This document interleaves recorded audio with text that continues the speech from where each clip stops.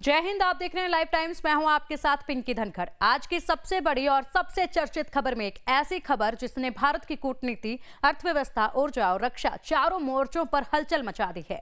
कहा जा रहा है भारत को माला माल कर जाएंगे पुतिन, लेकिन आखिर ऐसा क्या होने वाला है? पुतिन की भारत यात्रा से भारत को ऐसा क्या मिलेगा जिस पर दुनिया भर की निगाहें टिकी हुई हैं?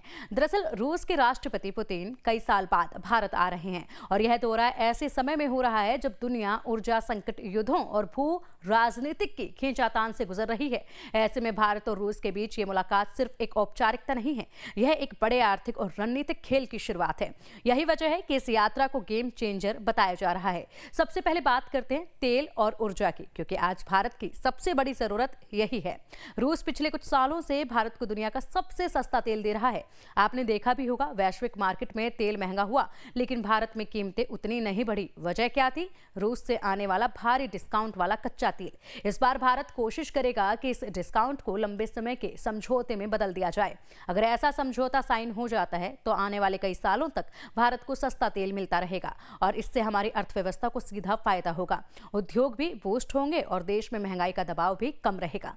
यही वजह है कि आर्थिक विश्लेषक कह रहे हैं पुतिन की यह यात्रा भारत की ऊर्जा सुरक्षा को लोक कर सकती है। ऊर्जा के साथ साथ एक और बड़ा अध्याय है रक्षा। भारत और रूस दशकों से रक्षा सहयोग में साथ रहे हैं। भारत की सेना जो भी बड़े हथियार इस्तेमाल करती है, टैंक हो या फिर लड़ाकू विमान हो, हेलीकॉप्टर हो या फिर मिसाइल, अधिकांश सिस्टम की जड़ें रूस से ही जुड़ी हुई हैं। इस दौरे में भारत यह सुनिश्चित करना चाहता है कि सभी रक्षा उपकरणों की सर्विसिंग, स्पेयर पार्ट्स और नई तकनीकें बिना रुकावट मिलती रहें। S-400 एयर डिफेंस सिस्टम की नई यूनिट्स पर भी चर्चा होने की उम्मीद है और साथ ही भारत अपनी भविष्य की जरूरतें जैसे कि 5वीं पीढ़ी के लड़ाकू विमानों पर भी रूस के साथ तालमेल मजबूत करने की कोशिश करेगा। इसका मतलब साफ है, भारत की सुरक्षा और सेना की ताकत को अगले स्तर तक ले जाने की दिशा में यह मुलाकात बेहद अहम साबित हो सकती है। अब सबसे दिलचस्प बात, ट्रेड और पैसा।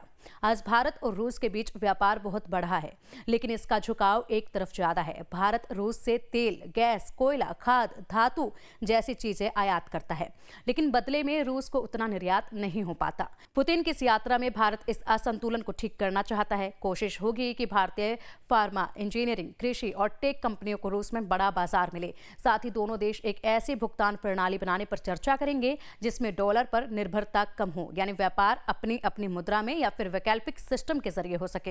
ये कदम भारत को वैश्विक दबाव से भी बचाएगा और लंबे समय में व्यापार को स्थिर भी करेगा।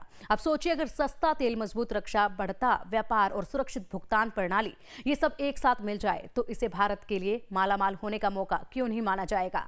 इसके अलावा एक और बड़ी चीज है रणनीति। दुनिया में आज कई देश खेमों में बंट चुके हैं।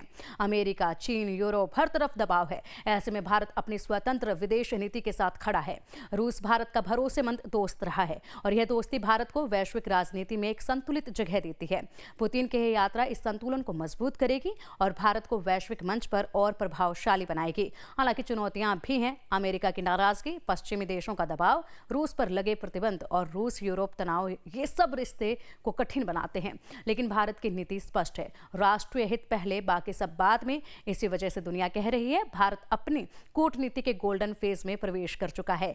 तो कुल मिलाकर पुतिन का यह दौरा तेल से लेकर रक्षा तक, व्यापार से लेकर वैश्विक राजनीतिक तक भारत के हर बड़े सेक्टर को प्रभावित करेगा। अगर वार्ताएं उम्मीद के मुताबिक रही तो आने वाले महीनों में भारत की ऊर्जा कीमतें स्थिर रहेंगी, महंगाई पर दबाव कम होगा, सेना को नई ताकत मिलेगी और व्यापार के नए दरवाजे खुलेंगे। इसलिए कहा जा रहा है भारत को मालामाल कर जाएंगे पुतिन। अब नजरें हैं 4 और 5 दिसंबर की वार्ता पर, क्योंकि ये 2 दिन आने वाले कई सालों की दिशा तय कर सकते हैं।